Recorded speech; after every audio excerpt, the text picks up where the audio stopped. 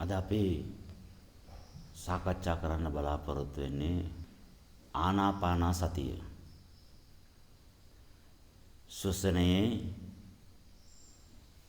ශ්වසන අවස්ථාවක පවතින පියවර 7. ඒ පියවරේ අද 5 වෙනි අවස්ථාව. අතරවෙනි අවස්ථාව විදියට ශ්වසන සමතුලිතභාවය පිළිබඳව අපි සාකච්ඡා කළා. අද අපි ශ්වසනය තුළ පවතින ශක්ති පද්ධති ගැන තමයි කතා කරන්න බලාපොරොත්තු වෙන්නේ. 5 වෙනි අවස්ථාව. ආනාපාන සතිය ප්‍රාණ වායුව ශ්වසනය හරහා ආශ්වාසය කරනකොටගෙන කය තුළට ශරීරගත වෙලා කයේ ශක්ති පද්ධතීන් බවට පරිවර්තනය වෙනවා.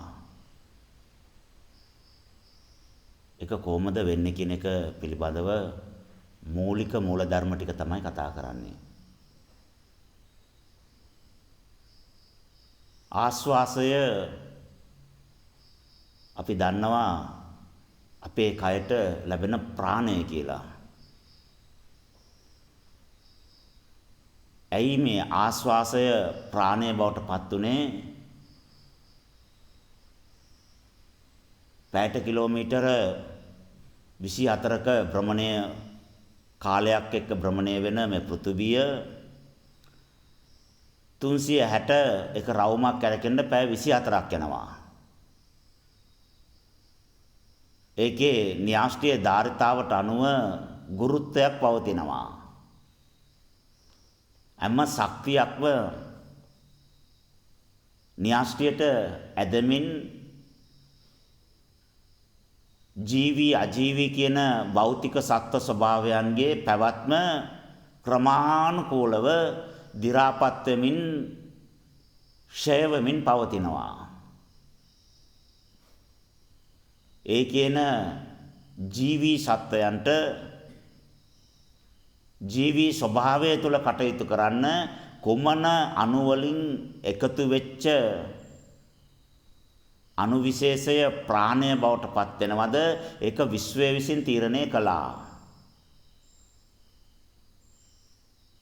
අණු 24ක් තිබුණොත් ඒ අණුව ඒ සත්වයාගේ ප්‍රාණය බවට පත් වෙනවා.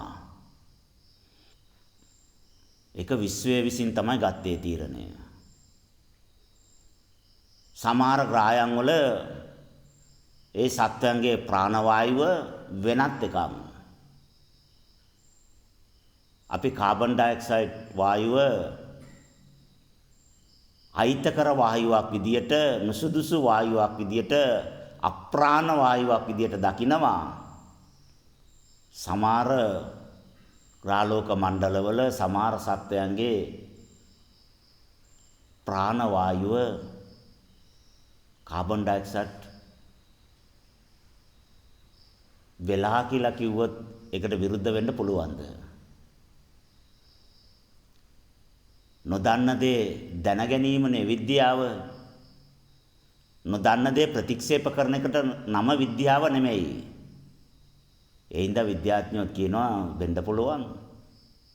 ඇයි අපේ පෘථිවියේ අපේ ප්‍රාණ වායුව ඔක්සිජන් කියලා අපි තීරණය කළේ නෑ. ඒක පෘථිවිය තමයි තීරණය කළේ. අදටත් ගස්කොළවල ප්‍රාණය තියෙනවා. පැලවෙනවා, ගෙඩි හැදෙනවා, ප්‍රජාව බෝ කරනවා, සංවේදී වෙනවා, තරංග වලින් තොරතුරු ගනුදෙනු කරනවා. ආලෝකයේ තරංගයට ප්‍රභා සංශ්ලේෂණය කරන්න පුළුවන් නම් අපේ කටහඬේ තරංග වලටත් එයාට ප්‍රතිචාර දක්වන්න පුළුවන්. සරලයි. ඒගොල්ලොන්ගේ සමහර අවස්ථාවල ප්‍රාණවායුව කාබන් ඩයොක්සයිඩ්ලු.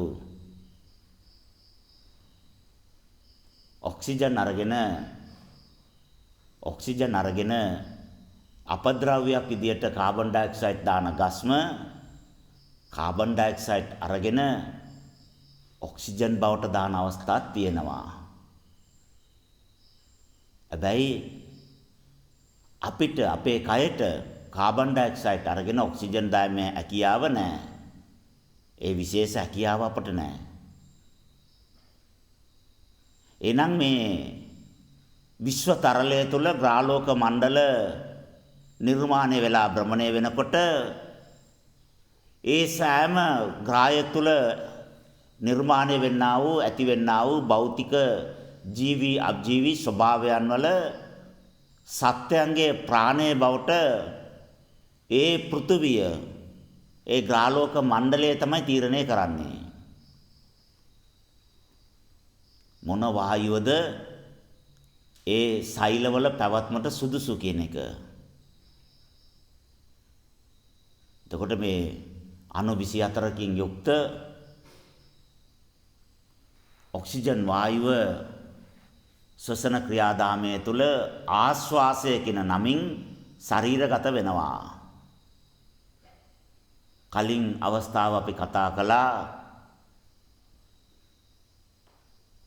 පෘථුවිය පැය 24කින් 380 රවුම කරකලා ඉවර වෙනකොට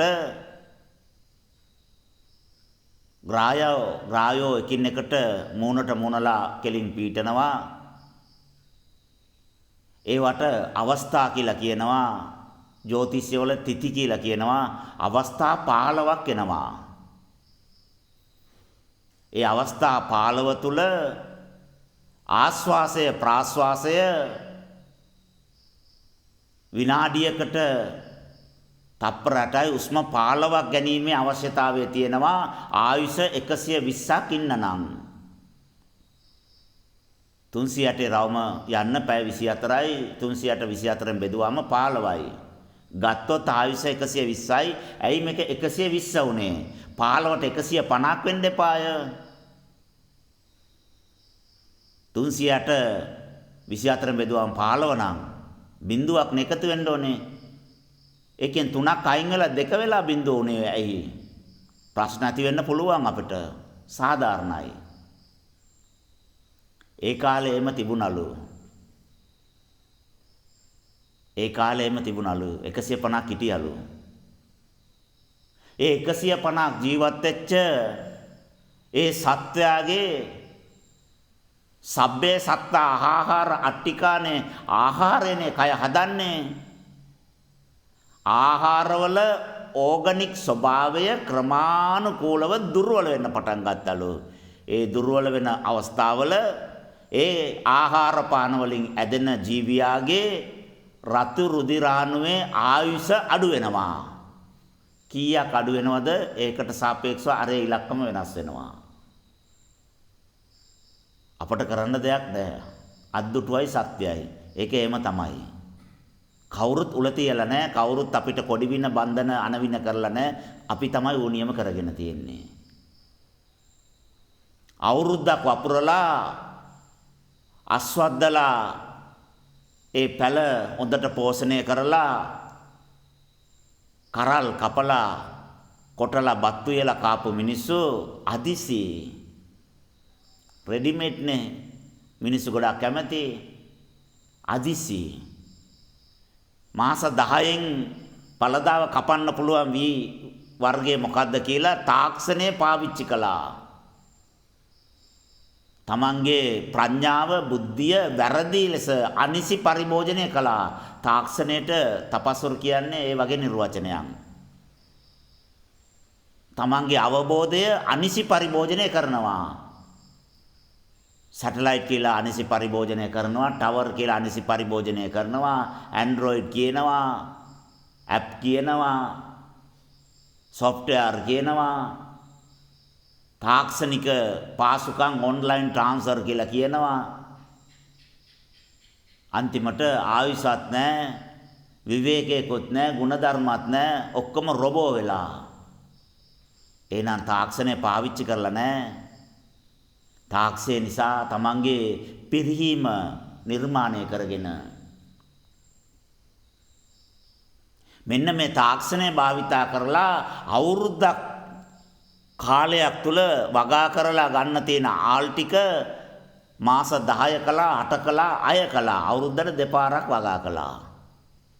ඒත් අදිසි මාස 6ක් ඉන්න ඕනේ මොකද නැද්ද ක්‍රමයක්.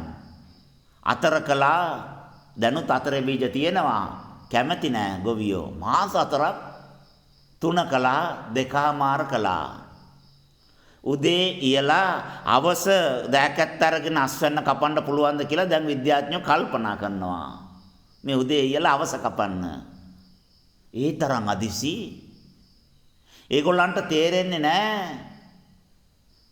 අපේ ආහාරවලට ගන්න ඒ ධන ධාන්‍ය වර්ගවල, එළවලු වර්ගවල, පළතුරු වල ඒ අණු ක්‍රමානුකූලව පැක් වෙලා ඒ අණුවල ස්වභාවය ධාරිතාව නිසි ලෙස පීටලා ඒවා කෙලවලින් අනුමත වෙලා මා බඩවැල් පොඩි බඩවැල් වල ජීර්ණය වෙලා HCl එකෙන් තැම්බෙලා අණු වලින් කැඩිලා ලේ වලට අවශෝෂණය වෙලා ඒවා කයට අවශ්‍ය පෝෂ්‍ය පදාර්ථය බවට පත් වුනොත් කය ඒකට සාපේක්ෂව සෛලාදනවා. දෙන්නේ මොනවද? ලුණු නැතුව දීලා බලන්නකො කුස්සියට පාන් පිටි, කරපිංචයි, ලුණු ගෙඩියයි, අමු මිරිසි ඔක්කොම ටික දීලා බලන්න. පොල් තෙලුත් එක්ක කටේ තියන්න බෑ. ලුණු දීලා නැහනේ. ලුණු නැති ප්‍රොඩක්ට් එකක්. අමු මිරිස් නැතුව දීලා බලන්න. අමු මිරිස් නැති ප්‍රොඩක්ට් එකක් වෙනසක් තියෙනවා. තෙල් නැතුව පොල් තෙල් නැතුව දීලා බලන්න. කරගඳක් පිච්චිච්ච කාබන් ස්වභාවයක් නෑයි ඒ. ප්‍රොඩක්ට් එකේ දෝෂයන්. එහෙනම් මේ ආහාර පාන අපේ සෛල නිර්මාණය කරනවා ජීවියා සම්පූර්ණයෙන්ම නිර්මාණය කරලා නඩත්තු කරන්නේ පවත්වන්නේ මේ ආහාරයේ ධාරිතාව වෙනස් වෙලා, තත්ත්වය වෙනස් වෙලා, පදම වෙනස් වෙලා, ස්වභාවය වෙනස් වෙලා, රසායනික ගුණ වෙනස් වෙලා. ඕගනික් කියන වචනය ක්‍රමානුකූලව මිනිස්සු අර කරත්තයක් පිටිපස්සෙන් වාහනයක් පිටිපස්සෙන් තල්ලු කරනවා වගේ මීන්සරේ තල්ලු කරගෙන ගිහලා හයිබ්‍රිඩ් කියන තැනට ගිහින් නැවැත්තුවා. මාළු මිරිස් එක කරලක් අරගෙන පවුල් 3කට කෑම හදන්න පුළුවන්. ඒ තරම් ලොකුයි ගෙඩිය. වම්බටු කරලක් වාහනයකට හඩේට තිබ්බාම වාහනේ එල්ලෙන්නේ නැහැ. හිතා ගන්නකෝ. 3න් උඩ කඳක්. ඒගොල්ලෝ කියන්නේ තාක්ෂණය දියුණු වෙලා නෑ පිරිහිලා. දැන් ඒ වගේ මිනිස්සයා අයිය නැති ශක්තිමත් නැති ආල් හදන්න ගත්තාම එළවලු හදන්න ගත්තාම පළතුරු හදන්න ගත්තාම වෙන කරන්න දෙයක් නැහනේ. ඒවා කන්න එපාය.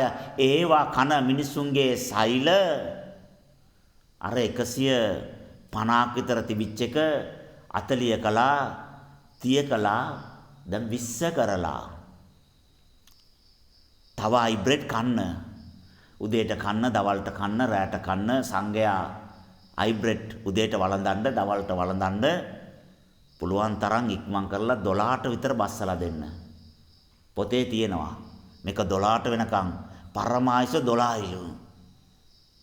එහෙනම් අවුරුදු 5 වෙනකොට එයාව බන්දන්න ඕනේ. අවුරුදු 3න් වැඩි හිටියටපත් වෙනවා. අවුරුදු 5න් බන්දන්න ඕනේ. අපේ ආයුෂ අඩු වෙනකොට ඉපදෙන්න තියෙන කාලෙත් අඩුයි. මාස 10ක් ඉන්නේ. මාස එකමාරෙන් දෙකෙන් බබාලත් හම්බෙනවා. කුරුමිට්ටෝ වාගේ. කුරුමිට්ටෝ පෝස්පටව වාගේ පොඩි. දොරවල් කොච්චරක් උසයිද කියලා කිව්වොත් අඩි 2ක් විතර තිබුණාම ඇති. බොරුවට නිකන් ලීවීදම් කරන්නේ ඇයි? යතුරු ඉල්ලනුත් යන්න පුළුවන්. කන් ඇන්දෙන් ඔදි බෙදුවාම ඇති. පොල් කටු ඇඳි ඕනේ නැහැ මිනිස්සු පොඩිනේ. මේ සැන්ද තේ හැන්ද ඒවා තමයි ආහාර පාන වලට පාවිච්චි කරන ලොකු හැඳි. කවුද මේවා කරගත්තේ? අපි තමයි කරගත්තේ. අපේ ප්‍රශ්නයන් 150ක් තියෙන්න ඕන එක 120 වෙනකන් අඩු කරගත්තා. වෛද්‍ය විද්‍යාවේ විද්‍යාඥයෝ කියනවා රතු රුධිර අණුව දවස් 120ක් ආයුෂ තියෙනවලු. දැම්ම බින්දුවක්. පරමායුෂ 120යි. දැන් පරමායුෂ 120 ඉන්නවද කට්ටිය? නැහැ. එක එක්කෙනාගේ රතු රුධිර අණු අරගෙන ලැබ් එකට දීලා පරීක්ෂා කරාම ඒගොල්ලෝ කියනවා නෑ මේක 120ක් ඉන්නේ නෑ 80යි. එහෙනම් මේ මිනිස්සු 80 මැරෙනවා. මේ මිනිස්සයා 65යි. 65යි. රතු රුධිර අණු 65න් මැරෙනවා. එහෙනම් මේ මිනිස්සයාගේ ආයුෂ 65යි. මේ මිනිස්සයා මේක නම් 102ක් විතර තියෙනවා. මාර වැඩේ මේ මිනිස්සට 100ක් ඉන්න පුළුවන්කම තිබෙනවා. තිබිලා ලැබිලා මෙන්න මේ ආහාර පානවල ස්වභාවික කියන ඕගනික් ස්වභාවය ප්‍රතික්ෂේප කරපු නිසා මිනිස්යාගේ තියෙන විකෘති මානසිකත්වයට කලබල වෙලා අදිසි වෙච්ච නිසා පරමායුෂ 150 අද 45 50ට ඇවිල්ලා 85ෙත් උදැල්ල කරේ තියාගෙන ඒනට ගිහිල්ලා කොටපු 6 අද 55 කොලේ අතර දීලා ගෙදර යවනවා. දන්නවා 55න් පස්සේ වැඩ කරන්න බෑ. වාඩි වෙලා ඉන්න ගමන් පුටුවේ මැරුණොත් කෑම කණ්ඩ යන ගමන් කැන්ටිමේ මැරුණොත් පඩි පෙළ නගින ගමන් පෙරලිලා මැරුණොත් ලිෆ්ට් එකේ උඩට යනකොට නැගපු මනුස්සයා උඩට යනකොට මැරිලා මග. එන්න 55 වෙනකොට යවනවා ගෙදර. වැඩක් නැහැ. ඒ කය වැඩක් නැහැ. මෙන්න මේ පඨවි ස්වභාවයට මේ කයට අවශ්‍ය ප්‍රාණය පෘථුවියේ භ්‍රමණ වේගයට සාපේක්ෂව න්‍යාස්ත්‍රීය ධාරිතාවට සාපේක්ෂව අංශක 360 භ්‍රමණයට ගත වෙන කාලයට සාපේක්ෂව අනුගාන තීරණය වුණා. ඒ අණු වලින් යුක්ත ඒ රසායනික ගුණය ප්‍රාණ වායුවක් කියන වටිනාකමටපත් වුණා. ඔක්සිජන් කියලා කියනවා ඒකට. ඒතකොට මේ ප්‍රාණ වායුව කයට අවශෝෂණය කරනවා. අතරවෙනි අවස්ථාවේදී අපි කතා කළා තිතිපාලවට අනුව ශ්වසනය ඉඩා පිංගලා විදිහට මාරු වෙනවා. තපස්වරු දැනගත්තා මේ මාරු වෙන නිසා ඇලීමේ ගැටීමේ ස්වභාවය තියෙනවා, සත්ව ස්වභාවය තියෙනවා. කොච්චර ප්‍රාණය කයට වැඩි කෙරුවත්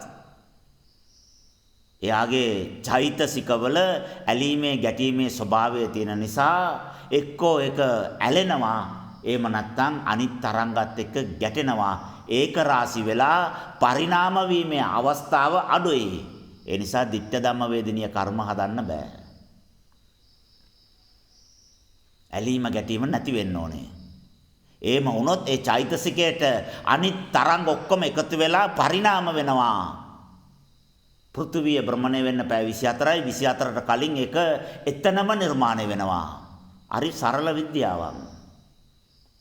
ඒ නිසා අට සමාපatti ලාභින් එක්ක වීලු කරන්න එපා. රාතන් වහන්සේලාට ඉරියර කරදර අපාස නින්දා කරන්න එපා. ඒ කරන එකයි කළු ගලේ වාගෙඩි තියලා හඹරලා තමන් විසින් කා ගන්න එකයි අතර වෙනසක් නැහැ කියලා කියනවා. නිකන් ඉන්න බැරි නම් ලිඳට පයින්න තපස්වරුත් එක්ක ප්‍රශ්න ඇති කරගන්න එපා කියනවා. කම්මැලි නම් ඒනක් කොටන්න කියනවා. තපස්වරුත් එක්ක වාදෙට යන්න එපා කියනවා. ඇයි? ඒකේ නිර්මාණය වෙන කර්මය තරම් බරපතලයි. ආශිර්වාදත් ඒ වගේලු, සාපයත් ඒ වගේලයි. ආත්ම දෘෂ්ටිය යට ගිහිල්ලානේ. නිරෝධ වෙලානේ. භයානකයි. ඒ නිසා තපස්වර ඉදිරියේ මිනිස්සු සංවර වුණා. තපස්වරුන්ට নমස්කාර කළා. තපස්වරුන්ට ගරු කළා. තපස්වරු ගමන් කරනවා නම් ඒ අඩිපාරේ ගමන් කරන්නේ කානුවට බෑලා වැඳගෙන මෙන් බලාගෙන යන්න ඇරියා. ශ්‍රේෂ්ඨ සත්ව කොට්ටාසයක් විදියට මිනිසයා කියන පරිණාමය තවත් ඉහළ මට්ටමකට පරිණාම වෙච්ච ජීවි කොට්ටාසයක් ඉහළ ගණයේ ජීවීන් විදියට තමයි තක්සේරු කළේ.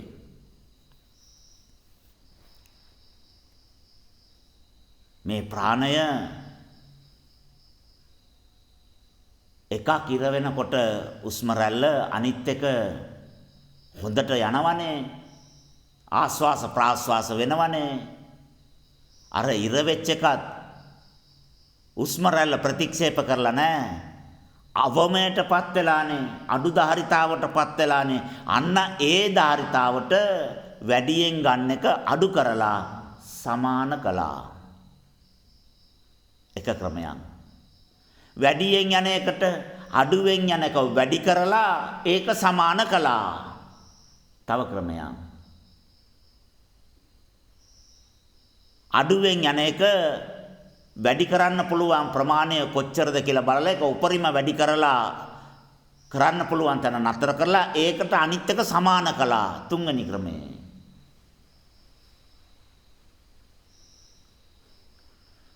නාඩියක් ඉර වෙන්නේ ඇයි? ඒකේ රසායනික ප්‍රශ්නේ මොකද්ද කියලා බලලා ඉර වෙන්නේ නැති තැනට ඇතුලෙන් ප්‍රශ්නේ විසඳුවා. දෙකම සමාන වුණාලු. හතරවෙනි ක්‍රමේ. ආස්වාස ප්‍රාස්වාස සමාන කරන්න නැතුව පොඩ්ඩක් ඉර වෙලා එන උස්ම රැල්ලයි ඉර වෙන්නේ නැතුව හොඳට නිදහස් වෙන උස්ම රැල්ලයි අතර පවතින ප්‍රාණය සමාන කළා. බ්ලොක් එක ඇරියේ නෑ. අඟල් භාගේ බැටෙනකොට පැයට ලීටර් 500යිලු අඟලෙන් එන්නේත් පැයට 500යිලු. මේක භාගේ බටයයි අඟලේ බටයයි කියලා අපිලු දන්නේ. හැබැයි ටැංකි දෙක දන්නේ නැල්ලු. ඇයි ටැංකි දෙකම පිරෙනවා. පැයෙන් පිරෙනවා. අර භාගෙන් එන වේගය වැඩි. අඟලෙන් එන වේගය අඩුයි. වේගය තමයි අඩු කළේ. බ්ලොක් එක ඇරියේ නෑ. 6 වෙනි ක්‍රමේ.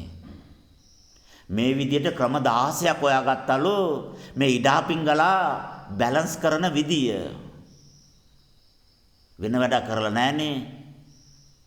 කිසිම වැඩක් කරලා නැ වාඩි වෙලා ඕක තමයි කල්පනා කරලා තියෙන්නේ. බව ගාන. මොන හරි පාසු ක්‍රමයකින් ඉඩා පිංගලා බැලන්ස් කරා. බැලන්ස් කරපු ගමන් ඇලීමේ ගැටීමේ ස්වභාවය අර උත්පත්තියෙන්ම නැතුව යනවා කියලා කියන්නේ. ජෙනටික් ඩිසෝඩර් කියලා අපි අහලා තියෙන උත්පත්තියෙන් එන ලෙඩ රෝග. ජෙනටික් ස්කිල් කියලා අපි අහලා තියෙන උත්පත්තියෙන් එන හැකියාවල් කියලා. ඒ වගේ ස්වභාවික හැකියාව. නැචරල් ස්කිල් එකක් වෙනවලු කයට ඉඩා පිංගලා සම්බන්ධ නොකර සුසුම්නාව හරහා ශෝෂණය කිරීමේ හැකියාව. ඒ සත්‍ය නිතරම මධ්‍යම ප්‍රතිපදානු ගතයි. ඇලීමේ ගැටීමේ ස්වභාවයෙන් බයිනවා මිනිස්සු බලන් ඉන්නවා. අහගෙන ඉන්නවා. ඇයි ඒ? එයාට ගැටෙන්න අවශ්‍ය නැහැ. ඒ මානසිකත්වයේ නිර්මාණය වෙන්නේ නැහැ. කොච්චර උපස්ථාන කෙරුවත් මොනතරම් සැලකුවත් බැඳුනත් එයා බැඳෙන්නේ නැහැ. ඇයි ඒ? බැඳීමේ අවශ්‍යතාවය නැහැ. තපස්වරු හරි අමුතුයි. ඒ නිසාම සමහර අය වරදවා තේරුම් ගන්නවා මෙච්චර උපස්ථාන කරා මෙච්චර ළඟ හිටියා මෙච්චර දේවල් කරා පොඩි වරදට දුන්නනේ ෂොට් එක විසිකලා යන්න. එලෙව්වනේ. කිසිම ගුණයක් නෑ නෙමෙයි. ඇලීමේ ගැටීමේ ස්වභාවය යටපත් වෙලා. ඒ නිසා අවුරුද්දක් සිවුරු හොදලා දීලා පිණ්ඩපාත කරලා පවංගාගෙන ළඟ හිටියත් වරදක් කෙරුවොත් සමාවක් නැහැ. එහෙම ිතවත්කම් නඩත්තු කරන්නේ නැහැ. බැඳීමක් නැහැ. විශේෂ සත්ව ස්වභාවයන් විදියට විශේෂත්වයක් දෙන්නෙම නැහැ. ඇලීම් ගැටීම් නැහැ. රහතන් වහන්සේලාත් එහෙමනේ. උන්වහන්සේලා නිරෝධ කරලා මේගොල්ලෝ යටපත් කරලා. මෙන්න මේ ඉඩා පිංගලා දෙකේම කයේ තියෙන සියලුම ස්නායු වලින් තොරතුරු ලබාගෙන මොළයට ගිහිල්ලා ඒකට අනුව ප්‍රතිචාර දක්වන ස්වභාවය තුළ ඇලීමයි ගැටීමයි නැති වෙච්ච නිසා මධ්‍යස්තව මධ්‍යම ප්‍රතිපදාවට අනුගත වෙලා කතා කිරීමේ කල්පනා කිරීමේ ප්‍රතිචාර දක්වීමේ ජීවත් වීමේ ඇසිරීමේ ඇකියාව දැන් ඒ කයට ලැබිලා අරිම වෙනස්. දැන් සුසුම්නාව ප්‍රධාන නාර මණ්ඩලයේ බවට පත් වෙලා ග්‍රහලෝක මණ්ඩලය කියලා කියන්නේ දෙතිස්මා තලයේම එකතු වෙලා එකට ක්‍රියාත්මක කරන පද්ධතියක්නේ. ඒ වගේ 72000ක් නාර මණ්ඩල එකක් බවට පත් වෙලා. එයා මොනවද කියන්නේ? ඒක තමයි අනිත් ඔක්කොම ටික කියන්නේ. එයා කියන දෙයට අනුව තමයි වැඩ කරන්නේ. ඉඩා පිංගලා తాවකාලිකව විසන්දි වෙලා සිම් එක ගලවලා කෝල් එන්නෙත් නෑ යන්නෙත් නෑ. ක්‍රියා විරහිතයි.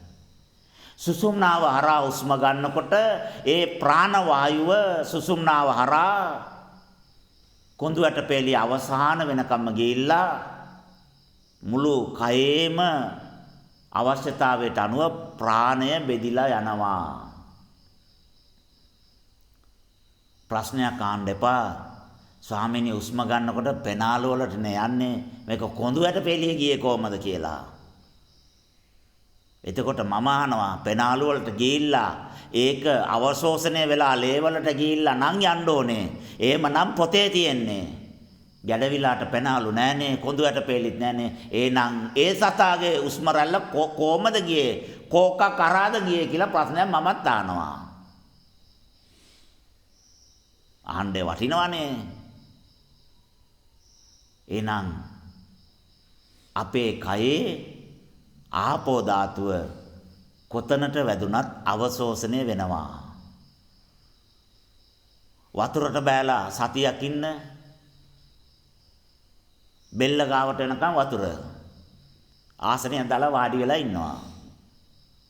සතියක් ඉඳලා බලන්න පිපාසය දෙන්නෙම නෑ අයියේ. අවශ්‍ය වතුර ටික සෛල බොනවා. ශරීරගත වෙනවා.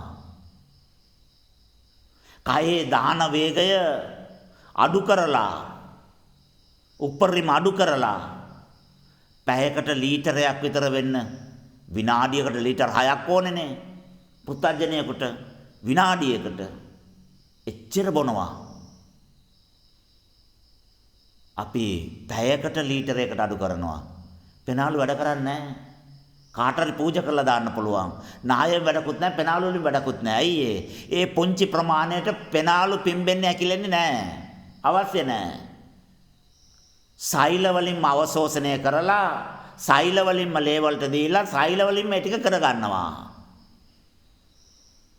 දාහනය වෙන ප්‍රතිශතය වැඩි නිසා සෛල වලින් වායු ගෝලයෙන් උරන ප්‍රාණ වායුව සෑයීමටපත් වෙන්න බෑ. අවශ්‍ය තරම නැහැ. ඒ නිසා තමයි පෙනාලු වලින් විශාල කාර්යයක් බාරකාරත්වයක් උසුලන්නේ දරන්නේ. එනම් වායුවත් ඕනම අවස්ථාවක කයෙන් උරා ගන්න පුළුවන් රස්නේ අදවත ස්පන්දනය වෙලා ලේ ධාතුව රත් වෙලා ඒ රත් වෙච්ච ටික ඇටකටු ටික උරාගෙන අස්ථි රත් වෙලා අස්ථිවල ඒ තේජෝ ධාතුව ගබඩා වෙලා ඒකට අනුව කයේ සෙල්සියස් 37ක් පවතිනවායි කියලා එහෙම තමයි පොතේ තියෙන්නේ. කය සීතල වෙනකොට එළියේ තියෙන උෂ්ණත්වය උරා ගන්න නැහැ. සෛල වලින් උෂ්ණත්වය උරා ගන්න හැකියාව නැහැ. කවුද එම නැහැ කියලා කිව්වේ? මේ කයට පඨවි ධාතුව, ආපෝ ධාතුව, වායෝ ධාතුව, තේජෝ ධාතුව, අවකාශ ධාතුව කියන පංච භූතම කයේ සෛල වලට අවශෝෂණය කරන්න පුළුවන්. පඨවිය වතුර නම් කමක් නැහැ. ඒක පිළිගන්න පුළුවන්. වායෝත් පුළුවන්. තේජෝත් පුළුවන්. ආකාශ ධාතුවත් පුළුවන්. කොස්මික් එනර්ජි පාටිකල් එක සෛල වලින් අවශෝෂණය කරලා බයෝ එනර්ජි පාටිකල් එකක් විදිහට ඒකත් පුළුවන්. පොසිබල්. ස්වාමිනේ ආල්පොල් කොහමද අවශෝෂණය වෙන්නේ? පරිප්පු බෝංචි කොහමද අවශෝෂණයනේ? පටවිය අවශෝෂණය වෙන්න බෑ. සෙල් වල කට ඇරිලා මෙම්බරේන් ඇතුළට ග්ලූකෝස් ගිහිල්ලා පිච්චිලා ශක්තිය බවට පත් වෙලා කාබන් වෙච්ච ග්ලූකෝස් ටික එළියට විසි කරා කියලා පොතේ ලියලා නැහැ. එයාට ගන්න පුළුවන් ධාරිතාවෙන් පටවිය ගන්නවා. පොල් ගෙඩියක් ගන්නවා කියලා කිව්වේ නෑනේ. පටවිය කියලා කිව්වේ. පංචභූත ගැන කතා කරනකොට ඔබ වහන්සේලාට අභියෝගයක් ඉදිරිපත් කරනවා මම පුළුවන් නම් මට පටවිය පෙන්වන්න කියලා. කොහොම පෙන්නුවත් එතන පටවිය නැහැ කියලා මම ඔප්පු කරනවා. බව ලක්ෂයක් තර්ක කරලා බලන්න තර්කයේ නිමාවට ගේන්න බැරි විදියට අදහස් ඉදිරිපත් කරනවා. අන්තිම වෙනකන් පටවිය මොකද්ද කියලා දැනගන්න නැතුවම බව ඉවර වෙනවා. ඒ තරම් සංකීර්ණ විද්‍යාවක් ඒක. ඒ තරම් සංකීර්ණයක්.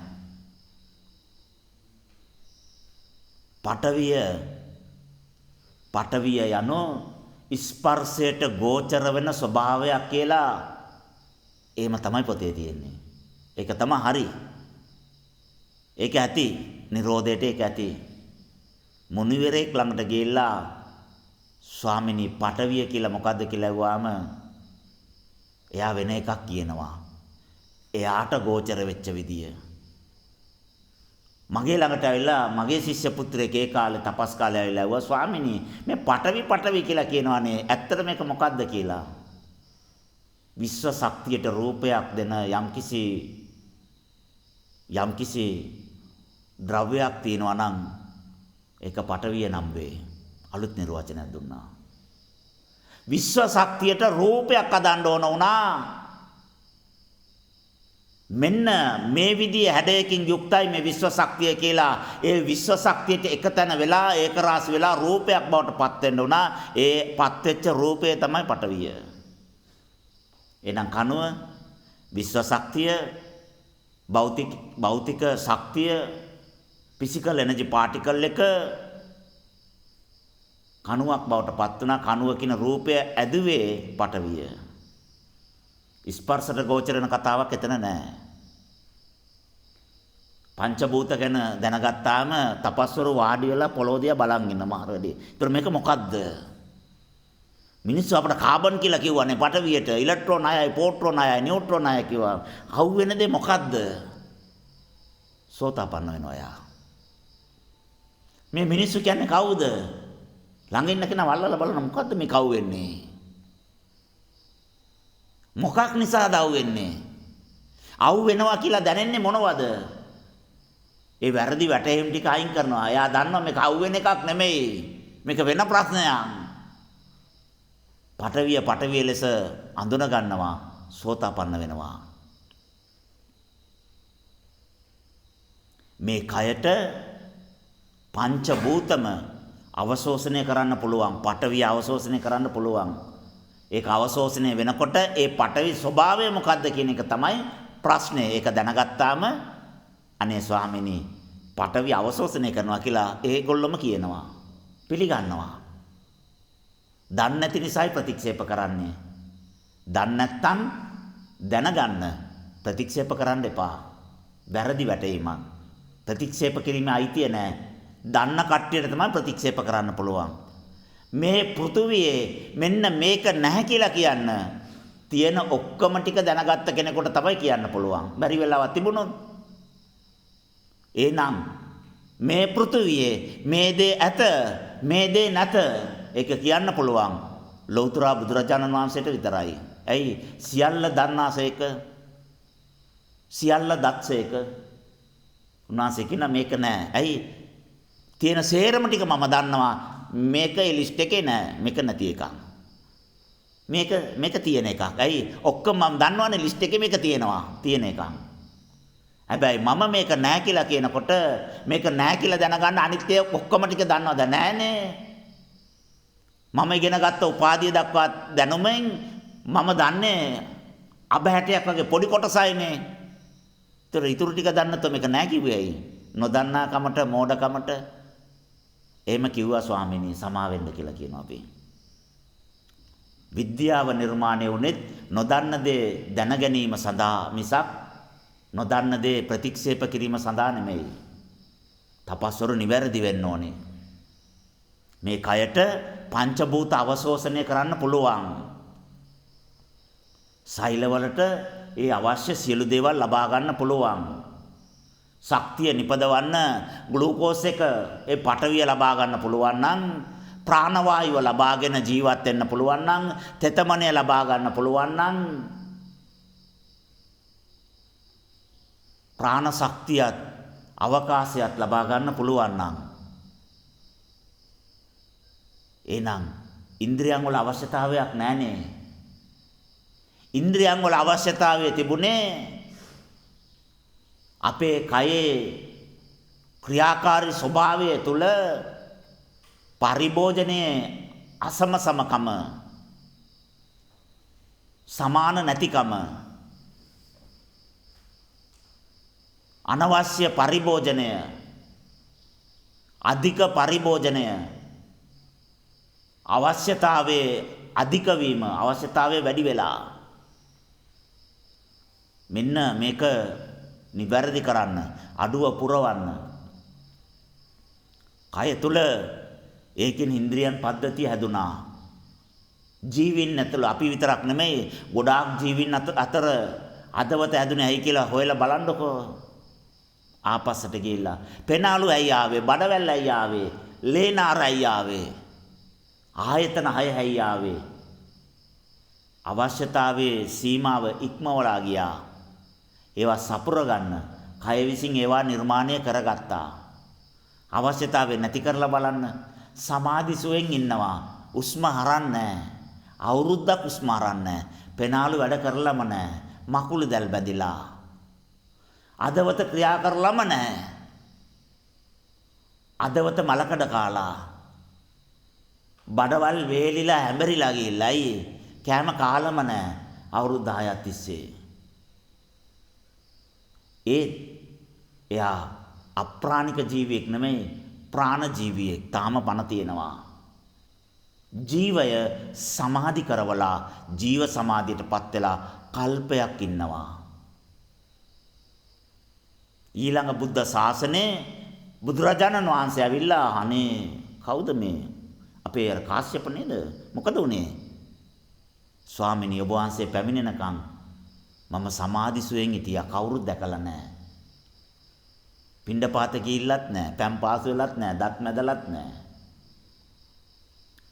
උන්වහන්සේගේ අතේ ආන්සි වෙලා පිරිනිවෙනවා. කොහොමද ඉන්නකො එක වේලක් කන්න නැතුව ඉන්න බෑනේ. වතුර නැතුව දවසක් ඉන්න බෑනේ. නිදා ගන්න නැතුව ඉන්න බෑ. ස්වාමීන් වහන්සේ දනවා. බණ කියනකොට සමාධියේ ඉන්නා වාගෙත් නිදා ගන්නවා. ඒ තරම් නිින්ද අවශ්‍යයි. නිදා ගන්න නැතුව ඉන්න බෑ. කොහොමද මෙයා හිටියේ? කොහොමද හිටියේ? කොයි විදිහට නිදා ගන්න නැතුව හිටියේ? මේක හිතා ගන්න බෑ. හරි පුදුමයි. ඒත් ඇත්තයි ඒක.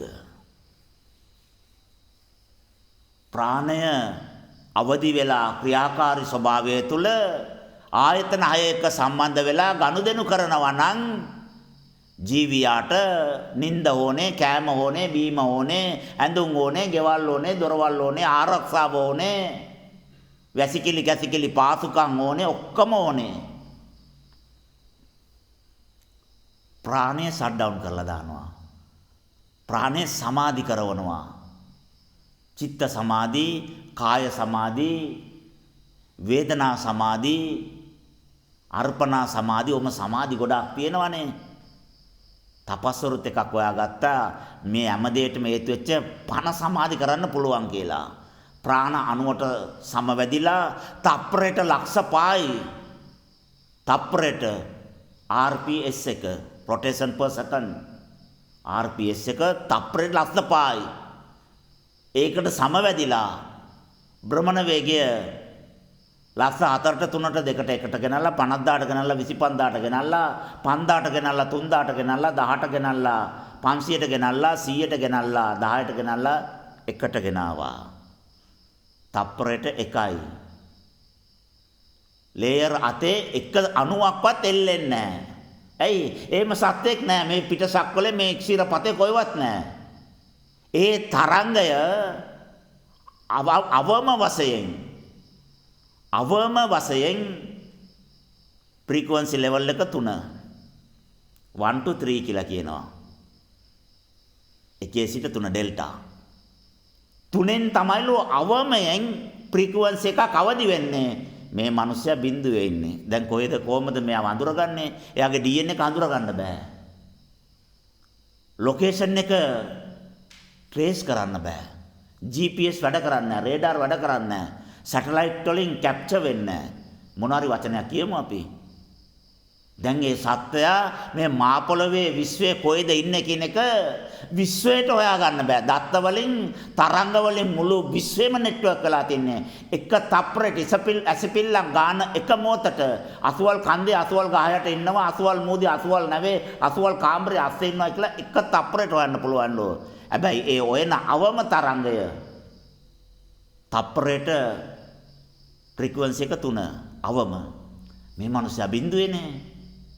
විශ්වය තීරණය කරනවා ඩේටා වගේක් තියෙනවා සාරා සංක කල්ප ලක්ෂයක් ආපු එකේ ඉඳලා 7 වෙනකන් ලේයර්ස් තියෙනවා. ඒකේ DNA පැටර්න් එකක් තියෙනවා. ඒකට අදාළ සත්‍යයක් මෙච්චර කාලයක් ඉඳලා හැබැයි පෙරේද ඉඳලා නැහැ. පෙරේදත් ඉඳලා තියෙනවා. අන්න අසුවල් තැන මෙම කර්ම පරිසම් දුන්නලු. කුරුල්ලන්ගේ ශබ්ද හැවුනලු. ඒකේ මීරිකමක් දැනුනලු. ඒක සුවයක් ඉඳලු. ඕම රෙකෝඩ් එකක් තියෙනවා. පෙනිච්ච දේ නිසා පොඩ්ඩක් ගැටුනලු, අමනාප වුණාලු. ඒ ප්‍රතිචාර දක්වපු සිතුවිලි වල ඔක්කොම රෙකෝඩ් තියනවලු. මේ පෙරේදා ඉඳ නැල්ලු. පෙරේදා ඉඳලා ආගියතක් නැල්ලු. කර්මේ නතර වෙලා. ඇතුළේ තියෙන තරංග ගනුදෙනු කරන්නේ ප්‍රාණයත් එක්කනේ. ප්‍රාණය 0 වෙච්ච නිසා ඒ තරංග වලට ඉන්ධන නැහැ.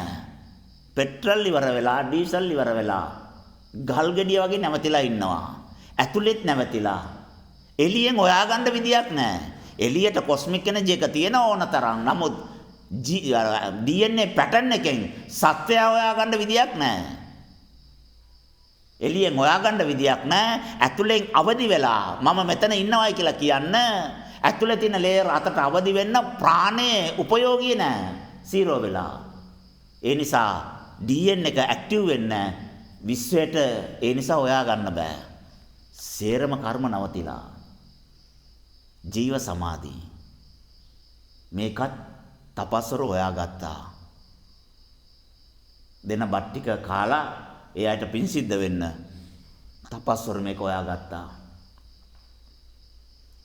මේ ප්‍රාණය ඉඩා පිංගලා කියන නාරදකෙන් නිදාස් කරලා සුසුම්නාව හරහා ශෝෂණය කරන්න පටන් ගත්තාම අපි දන්නවනේ ප්‍රාන්තයෙන් ප්‍රාන්තයට මායින් තියෙනවනේ, බෝඩර් තියෙනවනේ. අපි හිතාගෙන ඉන්නවා අස්ති ඔක්කොම එකයි කියලාද? අස්ති එකයි. පූසයි සීරපාය සතෙක්නේ. පූසත් කිරි දෙනවා පැටියට, අලියත් කිරි දෙනවා. අලියත් කිරි දෙනවා. කෙනර කියලා කියනවා, ඇපින්න කියලා කියනවා, මොනවාර එකක් කියන්න. අලියා ලොකු සතා එයාත් කිරි දෙනවා. ඒ කැල්සියම් එකයි මේ කැල්සියම් එකයි ලැබ් එකට තියලා බලන්න එකයිද කියලා. දෙකම කිරි. දෙකම කිරි. ඇයි ඒ? අලියාගේ DNA එකට අදාළව ඒ පැටිය හැදෙන්න ඕනේ කොහමද? ඒ ඇදෙන අස්ති වලට, හොඬවැල් වලට, කකුල් වලට, කයට, කන් වලට අවශ්‍ය විදියට ඒ සෛල නිර්මාණය වෙන්න ඒකට අදාළ පැටර්න් එකට, ඩෙන්සිටි එකට, රොටේෂන් ස්පීඩ් එකට අනුව තමයි ඒ කැල්සියම් එක ඇදිලා තියෙන්නේ. අරකට කිරියෙරෙන්නේ වසු පැටියට මිසක් මිනිස්සුන්ට නෙමෙයි. පාරේ මිනිස්සු දැක්කම අරක්ට කිරියෙරෙන්නේ නැහැ. හැබැයි දරුවා දැක්කම අම්මට කිරියෙරෙනවා. එහෙනම් මව් කිරි තමයි අපට අදාළ උරුමය. අනිත් කිරි අපට අදාළ නැහැ. ඒ සතාගේ DNA එක තියෙන්නේ. ඒ සතාගේ ගුණ තමයි ඒකේ තියෙන්නේ. ඒවා කන්න බොන්න ඒකෙන් තමයි කය හැදෙන්නේ. ඔක්කොම සතා වගේලු නම මොකද්ද දන්න අමතකුණා. ඔක්කොම ඒ සතා වගේලු අං විතරලු නැත්තේ. අන් තිබුණා නම් හරියටම හරි ඒ වගේමයි. මූණේ අඩරුව පොඩ්ඩක් වෙනස් වෙලා තියෙනවා. නායට ලණුව දාන්න බෑ. අර මේ නළුවෙන් දාලා අර නළුවෙන් දාලා ගැට ගාලා ගන්න තරම් නාය ලොකු මදි.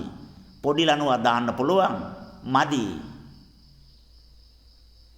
එහෙනම් අපේ ආහාර පාන ඒ සෛල හැම එකක්ම මිනිස්යාගේ ඒවා අනිත් ඒවාට ගැලපෙන්නේ නැහැ.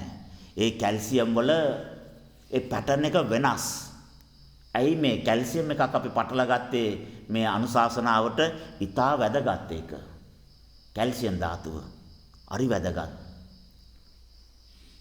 අපේ කොඳුයට පෙළිය අවසාන පුරුකේ ඉඳලා උඩට යනකොට 32ක් තියෙනවානේ අස්ති පුරු. ඒ 32ම කාණ්ඩ 7කට බෙදෙනවා.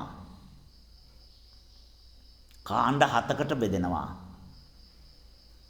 හොයාගත්ත දැනගත්ත කපල බලපු කවුරු හරි විද්‍යාඥයෙක් ඉන්නවනේ එයා S කාණ්ඩ කියයි M කාණ්ඩ කියයි L කාණ්ඩ කියයි B කාණ්ඩ කියලා මොනවා හරි අකුරු ටිකක් දායි. හැබැයි තපස්වරු කියනවා මේක කාණ්ඩ 8කට වෙන් වෙලා තියෙනවා. කොටස් 8කට වෙන් වෙලා තියනවලු මේ කොඳු වැට පේලිය. ලේයර් 7ක්. ලේයරේ පටන් ගන්නකොට ඒ ලේයර් එකට අදාළ ශක්තිය ගබඩා වෙන තැනකොත් ඒ ලේයර් එක ඉවර වෙලා ඊළඟ එක පටන් ගන්නකොට ඒ මැදට එකකුත් ඒ ලේයර් එක ඉවර වෙලා ඊළඟ පද්ධතිය පටන් ගන්නකොට එතන මැදට එකකුත් වාගේ ශක්ති පද්ධති 7ක් පීටලා මේ කොඳු වැට පේලියේ එකම කැල්සියම් ධාතුව නෙමෙයි තියෙන්නේ. ඒ ස්ථානවල ක්‍රියාකාරීත්වයට සාපේක්ෂව මේ හත ගත්තාම මේකේ අස්තියක් තියෙනවා. සාමාන්‍යයෙන් කිලෝ 7ක 8ක වගේ පොඩි රාත්තල් එකා මාර්ක 3ක වගේ කුළු ගෙඩියක් අරගෙන මේ හත දෙපැත්තට තියලා මැද ඉස් කරලා නිකන් එකපාර ගැවුවම කඩලා යනවා. ඇඟිලි පුරු කරන් අනිත් පැත්තට කැඩුවාම කඩලා යනවා. කැල්සියම් වල හයිය එච්චරයි. රාත්තල් 4 මිටියකින් ගැවුවොත් කඩලා යනවා. තට්ටු එකක ඉඳලා පැන්නලු මිනිස්සෙක් උකුල් ඇටේ කැඩුන්නැල්ලු. මාර වැඩි. කිලෝ 70ක් බරයි. මේ රාත්තල් 4නේ. රාත්තල් 4නේ කිලෝ 2යිනේ. කිලෝ 2කින් ගැව්වාම කැඩුනා මේක කිලෝ 70කින් පැන්න ඒත් කැඩුන්නේ නැහැ. එහෙනම් කැල්සියම් දෙක එක වෙන්න බෑ. ස්වාමිනී අස්ති ඔක්කොම එකයි. එහෙම තමයි පොතේ තියෙන්නේ. පොතේ තියෙන්න පුළුවන්. ඇයි කැඩුන්නේ නැත්තේ? ඒක තමයි ස්වාමිනී අපිට තේරුම් ගන්න බෑ. රිපෝට් ඔක්කොම නෝමල්. නමුත් මේ අංශභාග රෝගය නැකිట్లా ඇවිදින්නේ නැත්තේ ඇයි? ඒක තමයි අපිට තියෙන ප්‍රශ්නේ. මෙඩිකල් මිරාකල් සේරම රිපෝට් නෝමල්. ඕම උඩබෙලිය අතට ඉන්නවලු මූණවල ඔක්කොම ඇද වෙලාද ඇයි? දන්නේ නැහැ මොකද්ද කියලා. වාර්තාවල ඔක්කොම නෝමල්. මෙඩිකල් මිරාකල්. අස්ති ඔක්කොම එකක් වෙන්න බෑ. අස්ති වල කැල්සියම් ධාතුව එකක් වෙන්න බෑ. එහෙම වෙන්න පුළුවන් කමක් නැහැ. මුළු කයේම බර දරන්න කකුලේ බත් කණ්ඩාවේ තියෙන ප්‍රධාන අස්ති දෙක දනිසෙන් සම්පූර්ණ වේට් එක ගන්න දෙන්න සමාන වෙන්න බෑ. කලවවල තියෙන අස්ති දෙක සමාන වෙන්න බෑ. උකුල් ඇටේ කොහමදවත් සමාන වෙන්න බෑ. තට්ටු 3 ඉඳලා පයින්නවලු. ඒත් උකුල් ඇටේ කැඩිලා නැල්ලු. කිලෝ 150ක බර අල්ලන්න පුළුවන්ලු. හැබැයි කිලෝ 2කින් ගැව්වාම අතේ අස්ති කැඩෙනවලු. ග්‍රෑම් 150ක විතර බරකින් නිකන් ඇඟිල්ල මිරිකුවාම අස්ති කැඩෙනවලු. මාර වැඩේ. ග්‍රෑම් 150ක් දරන්න බෑ. කිලෝ 150ක් දරන්න පුළුවන්. ඒතර ඔක්කොම එක වෙන්නේ කොහමද? එහෙනම් කැල්සියම් වර්ග 7ක් මේ අස්ති වල ක්‍රියාත්මක වෙනවා. පැටර්න් 7ක් තියෙනවා. මව්කිරි වලින් ගත්ත කැල්සියම් ඒ ස්ථානවල ක්‍රියාත්මක වීමේ අවශ්‍යතාවයට අනුව මොලිකියුල 7ක් වෙලා එයාගේ ස්වභාවයන් 7ක් වෙලා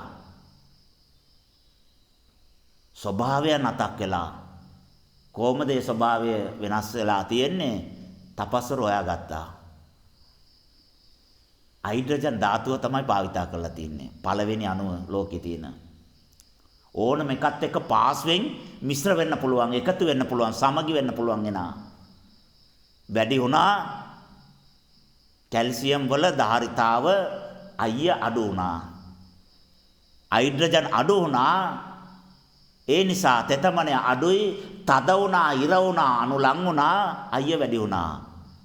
ඒගොල්ලෝ අඩු වෙලා වැඩි වෙලා ඒකට සාපේක්ෂව මේක වෙනස් වෙලා. දිවේ තියෙනෙත් මාංශ පේශි මස් කියලා කියමුකෝ. දිවේ මසුයි යටිපතුලේ මසුයි එකයිද? නෑනේ. ඇයි එන දෙකම මාංශ පේශි කියලා අපි කියන්නේ?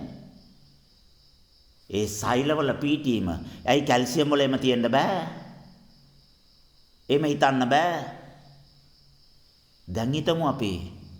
එහෙනම් මේ කොඳුයට පේලියේ පුරුක් 32 කොටස් 8කට බෙදලා තියෙනවා. ඒ හැම කොටසක්ම නඩත්තු කරන්න ශක්ති විශේෂයක් ගබඩා වෙනවා.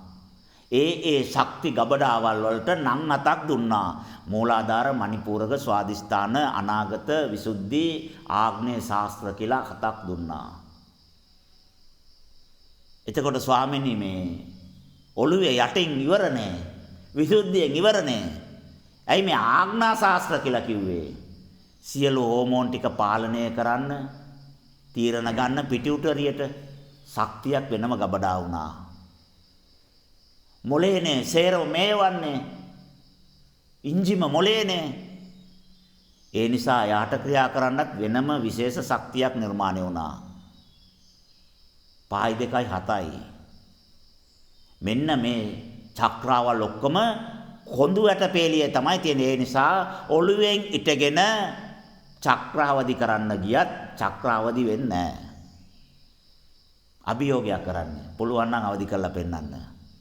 තපස්වර තමයි දැනගත්තේ මේ ඉඩා පිංගලා දෙක බැලන්ස් වෙනකන්, සුසුම්නාවට බලය එනකන්, සුසුම්නාව හරහා උස්ම රැල්ල පල්ලයට උඩට එනකන් එයා මොනතරම් YouTube බලලා පුරුදු කෙරුවත්, මොනතරම් Facebook බලලා භාවනා කෙරුවත්, එයා YouTube රාතන් වහන්සේ නමක්, Facebook රාතන් වහන්සේ නමක්, ඇත්ත රාතන් වහන්සේ නමක් නෙමෙයි.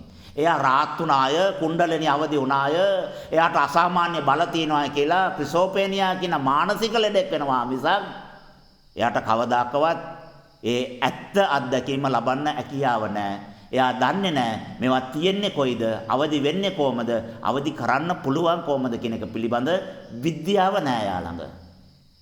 ඒ විද්‍යාව දන්න කෙනෙක් ළඟ ගුරුවරයෙක් කරගෙන ශිෂ්‍යයෙක් බවට පත් වෙලා නැහැ.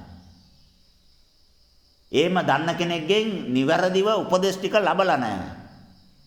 ඒ ගුරුවරයා ළඟ ශිෂ්‍යභාවය ගන්න අවුරුදු 5ක් එතන ඉඳගෙන පඩික්කම් හොදලා, සිවුරු හොදලා, පින්ඩ පාතේ කරලා දීලා, නිින්ද ගිහිල්ලා ඇහැරෙනකම් වටහතෙන් පවන් ගගා උපස්ථාන කරගෙන තමන් දරුවෙක් ශිෂ්‍යයෙක් කියන නියතමානිකම, කීකරුකම, අවංකකම පුරුදු කරලා නැහැ. ඒ නිසා එම උඩඟුකම්, ආංකාරකම්, ඊතුවක්කාරකම් තියෙන, මමත්වයේ තියෙන අසංවර කට්ටියට ශිෂ්‍යභාවය දෙන්නෙත් නැහැ. ඒ අභිලාෂ එකක්වත් දේශනා කරන්නෙත් නැහැ. ඒ හින්දා ලෝකේ කවදාක්වත් බලෙන් ගන්න පුළුවන් කමකුත් නැහැ. ඒ නිසා ඒවා දන්න අයත් නැහැ. දන්න අය කියන්නෙත් නැහැ. ඒගොල්ලෝ තේ මිනිසුත් එක්ක එකතුලා සාමාන්‍ය විදිහට කාලා බීලා ඉන්නවා. මේ ආනාපාන සතියට ඉඩා පිංගලා තියෙන සම්බන්ධය බිඳුනාම සුසුම්නාව හරහා ඒ වාතය ගලන්න පටන් ගත්තාම ඒ තැන්වලට අවශ්‍ය අස්තිවල ප්‍රාණ පවර් ස්ටේෂන් කියලා කියන්නේ වට. ඒ ශක්ති බලාගාර වලට අවශ්‍ය ශක්තිය ඒ ප්‍රාණයෙන් අරන් ගබඩා කර ගන්නවා. ඒ පුරුක් පද්ධති වලට අවශ්‍ය ප්‍රාණය අවශ්‍ය තරම් ගබඩා වුණාම සුසුම්නාව සම්පූර්ණ නිරෝගිමත් වෙනවා. කොඳු ඇටපේලියේ සියලුම පුරුක් වලට අවශ්‍ය ශක්තිය අවශ්‍ය තරම් ලැබුණාම ඒ ශක්ති බලාගාර වලට අදාළ ස්නායු පද්ධති තියෙනවා. ඒ ස්නායු පද්ධති වලට අදාළ ඉන්ද්‍රියක් තියෙනවා. පල්ලෙහාම එක මූලාධාරී sexual little gland, මූත්‍රාශය බොක්ක වතුර තියෙන තැන පෙකිනිය අදවත තයිරොයිඩ් ග්‍රන්ථිය පිටියුටරිය පීනියල් හරි පයිනියල් හරි මොනවා හරි එකක් කියන්න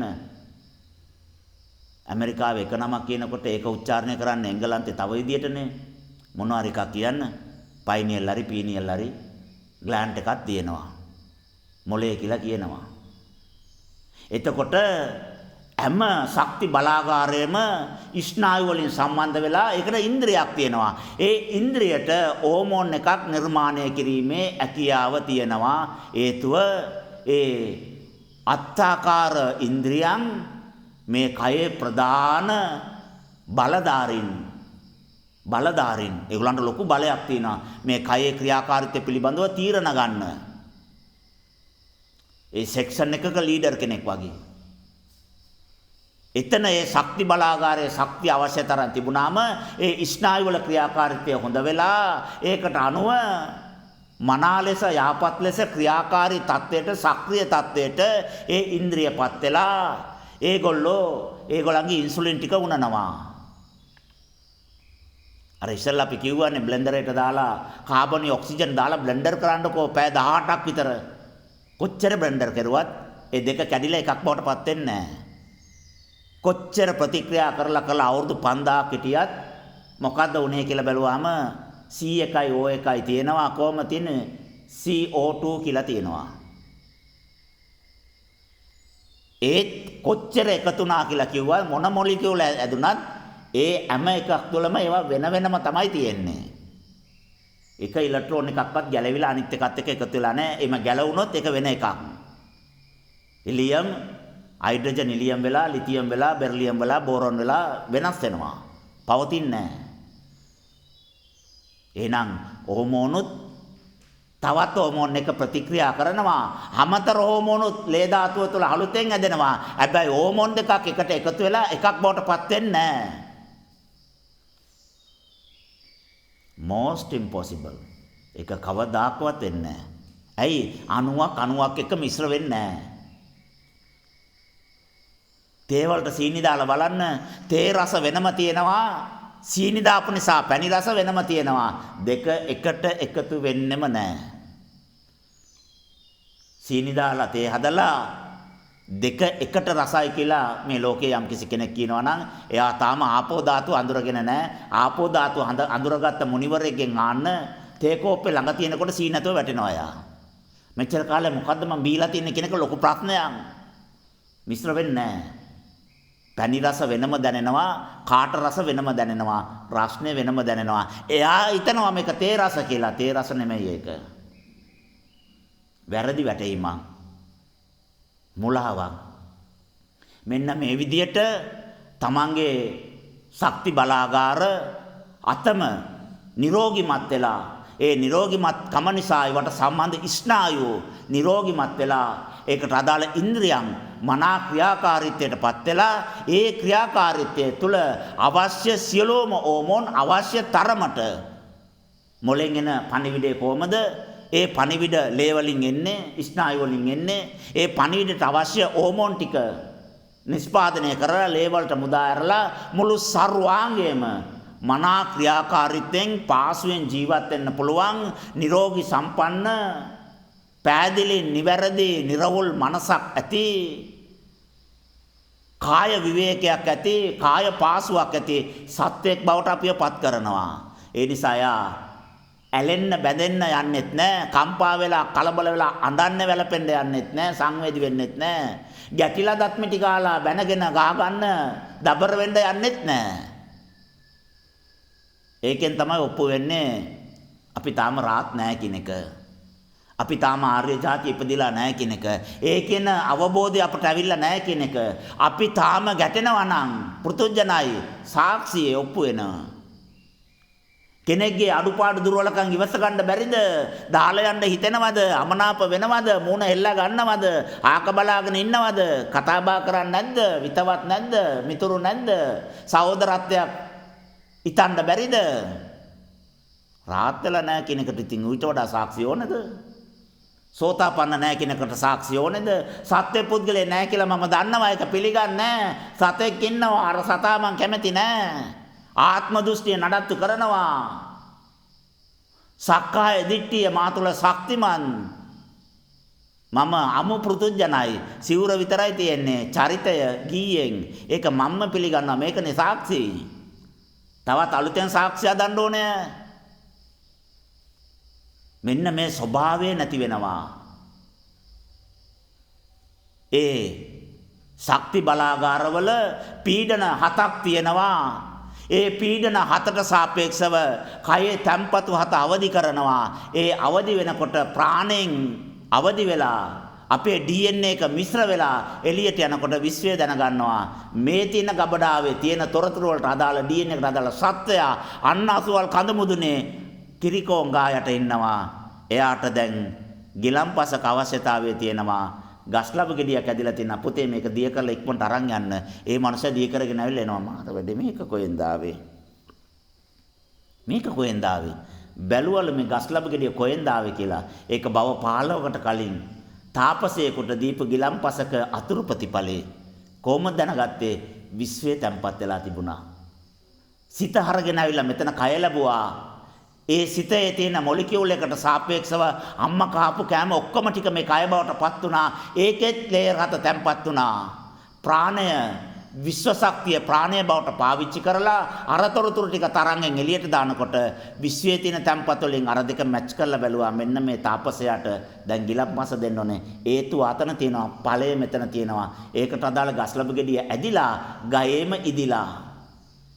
ඒ මනුස්සයාට හිතනවලු මීටර 100ක් විතර අර ගහ යට ඉන්න තාපසයාට මේක දෙන්න ඕනේ කියලා. දැන් දෙන්න බෑ 12 පැනලානේ. එතකොට එයා දන්නවා මේක දිය කරලා පෙරලා දෙන්න ඕනේ කියලා. ඒක කොයි විදියටද දුන්නේ? ඒ විදියට දෙන්න ඕනේ නිසාලෝ 12න් පස්සේ දෙන්න හරයට සිතිල්ල අපාල වෙන්නේ. ඒක ඒම දෙන්න එපා මේ විදියට දෙන්න කියන එකෙන්දලෝ කල්ැතුව තපස් විනයට තේරුම් කරලා දීලා තින්නේ. තපස් විනයත් යට කියලා දීලා. ඒ නිසා එයා දන්නවලු මේක දෙන්න ඕන විදිය. ඇයි? ඒමනේ දීලා තින්නේ. ඒ විදියටම තමයි මේකත් ඇදෙන්නේ. ඒ විදියටම තමයි හැදෙන්නේ. මොකවත් වෙනස් කරන්න බෑ. එහෙනම් මේ කයේ ක්‍රියාකාරී ස්වභාවය පාසු වෙන්න සියලු ඉන්ද්‍රියන් වල ක්‍රියාකාරීත්වය නිරෝගිමත් වෙන්න ඒවා වලින් අවශ්‍ය හෝමෝන් ටික උනන්න ඒ හෝමෝන් වලට අනුව මානසික නිරෝගිමත්කම කායික නිරෝගිමත්කම මනාකොට පවතින්න මේ ආනාපාන සතිය සම්පූර්ණ වගකීම දරනවා. මේ උස්ම රැල්ලට ඒ ඇකියාව තියෙනවා. ඒ උස්ම රැල්ලට ඒ බාරකාරත්වයේ වගකීම දරන්න පුළුවන්කම තියෙනවා. අපි ඒ වගකීම දුන්නේ නැහැ. දීලා බලන්න උස්ම රැල්ලට කය කොච්චර ලස්සනට කය බලා ගන්නවද කියලා. අම්මා තාත්තා දුව බඳලා දෙන්නේ ඇයි? කණ්ඩ දෙන්න බැරි නිසාද? බලා ගන්න බැරි නිසාද? ඉතින් කැසිකිලි වැසිකිලි ටම් හොදලා හොඳට බලාගත්තා නම් උගන්නලා මේ ඉතුරු කාලේ බත් ටිකක් දෙන්න බෑ. පුළුවන්. දැන් අපි වයසයි අර පොඩි කාලේ බලාගත්තා වගේ දුව බලා ගන්න බෑ. මේ මිනිසයා ඊට වඩා හොඳට බලාගනි. ඇයි ඒ? නම කොටලානේ මේ මිනිසයාගේ අතේ පපුවේ උරපත්තේ බෙල්ලේ නල්ලේ හැමතැනම දුවගේ නම කොටලා. එන අපිට වඩා හොඳට බලාගනි කියන විශ්වාසයට තමයි අර මිනිසයාට දෙන්නේ. බලන්න අපිට විශ්වාසයක් තිබුණේ නැහැ විශ්වයට මේ කය බාර දෙන්න. විශ්ව ශක්තිය පිළිබඳ විශ්වාස නැහැ. හේතුඵල දාමට මේ කය බාර දෙන්න අපට විශ්වාස නැහැ. හේතුඵල දාම විශ්වාස කරන්නේ. ඒ නිසා මාන්නෙන් අල්ලගෙන ඉන්නවා මගේ අයිතිය. ඇහැ මම, කන මම, දිව මම, කය මම කාටවත් දෙන්න හේතුඵල දාම ඒම වෙන්න බෑ. ඒම කොහොමද මට බයින්නේ? බාලේ කියලා මට බයිනවා. විනය කරනවා මම. බාලේ ඇවිල්ලා බයින්නේ තඩුවක් නේ පෙන්නලා දෙන්නේ. ඉතින් පිළිගත්තාම මොකෝ? එච්චර මාන්නේ අයියයි. හේතුඵල දාමට මම බාර දෙන්නේ නැහැ, විශ්වයට බාර දෙන්නේ නැහැ. පැවිදිකමේ ප්‍රතිපත්තියට බාර දෙන්නෙත් නැහැ. මට ඕන විදිහට ජීවත් වෙන්න හිතුවක්කාර විදිහට. ඉතින් රාත් වෙන්නේ කොහමද? රාතුන් පාල වෙයිද? ඊනයක් විතරයි. තමන්ව තමන්ගේ මානකමට බාර දීලා බලන්න. හේතුඵල දහමට බාර දීලා බලන්න. කර්මයට බාර වෙලා බලන්න. අර පොලිසියට ගින් බාර වෙන්නේ මම තමයි කළේ කියලා ගහන්නේ. ආදරෙන් වාඩි කරවනයි මේ මනුස්සයා දුවන්නේ මාංචු දාන්න ඕනේ. ඔයලා අල්ලගත්ත මනුස්සෙ නෙමෙයිනේ. වාඩි වෙන කාලා දෙන්නේ කැම ටිකක් දෙන්න මේ මනුස්සයාට. ලියලා කූඩුවට දාන්න ඊට උදේට උසාවියට දාන්න කියනවා. ඇයි? බාර වෙච්ච මනුස්සෙක්නේ. එයාව හොඳට බලා ගන්නවා ඒගොල්ලෝ. ගාන්නේ වද දෙන්නේ නැහැ, පලි ගන්නෑ. විශ්වයට බාර වෙලා බලන්න. කර්මයට බාර වෙලා බලන්න. හේතුඵල ධහමට බාර වෙලා බලන්න. සීලයට බාර වෙලා බලන්න. ගුණධර්ම වලට බාර වෙලා බලන්න. පැවිදිකමට බාර වෙලා බලන්න. ඒ එක්කම වෙලා තිබුණ උස්ම රැල්ලටත් බාර වෙලා බලන්න. උස්ම රැල්ල මගේ වගකීම අරගෙන මට මොනවද කරන්න කියලා ඒ මහා ප්‍රඥාව ස්පර්ශ කිරීමේ අවස්ථාව උස්ම රැල්ල අපට දෙනවා. ආනාපාන සති භාවනාව මානසික නිරෝගීමත්කම, කායික නිරෝගීමත්කම, ආයතන හයෙන් වෙන්නා වූ සියලු ඝනදෙනු සංඥා සංස්කාර සුවසේ ඇලීමෙන් ගැටීමෙන් තොරව දුක සැප නැතුව විඳින්න පුළුවන් මානසිකත්වය. ඒක දරාගෙන ඉන්න පුළුවන් මානසිකත්වය. ලෝකයේ ඕනම දෙයක් අටලෝ දාම ඉදිරියේ කම්පා නොවි ජීවත් වෙන්න පුළුවන් පෞරුෂත්වය ආනාපාන සති සූත්‍රය වඩමු, පුරුදු කරමු, ප්‍රත්‍යක්ෂ කරමු, පිරිනිවෙමු. සියලු දෙනාටම තෙරුවන් සරණයි.